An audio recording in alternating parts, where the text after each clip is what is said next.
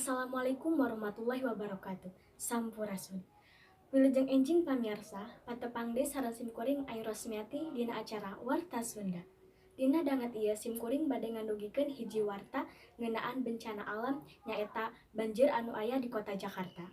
Usum hujan tahun 2015 tos dimimitian ti awal bulan Januari oge. Pemerintah Bogor tos ngawanti-wanti wargana sangkan salawasna waspada tina usum hujan. Jakarta ibu kota negara Indonesia sok jantan palanggar banjir. Kusabab masih seueur warga anu micen sampah sambarangan. Janten mepetan solokan ibu kota. Katambi hujan di Bogor, nu remen ngajantenkeun banjir di Jakarta. Anu katelah banjir kiriman.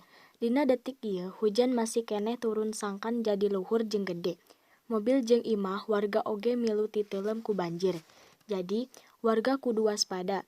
Dina musibah ieu salah sahiji cara nanggulangan banjir nyaeta warga Jakarta kudu sadar tong micen sampah sambarangan. Ngabaresihan kamalir oge tiasa ngajauhkeun tina panyakit nu disebabkeun ku reungit. Upami leukeun diberesihkeun panyakit malaria bakal teu aya. Sabab dina usum hujan loba kajadian anu teu disangka-sangka, nyaeta kajadian banjir anu langsung gede, akibatna warga di kota Bogor ngaraos teu nyaman da imah-imahna kateuleum ku banjir anu sakitu luhurna jeung gede. Bupati Bogor mere amanat ngahareupeun ka warga kedah waspada tina banjir. Sakumaha warga anu padumukanana di sisir gawir jeung di sisi hawangan. Kudu leuwih ati-ati tina bahaya longsor jeung banjir. Sangkan musibah jeung longsor dina usum hujan ieu teu karandapan warga.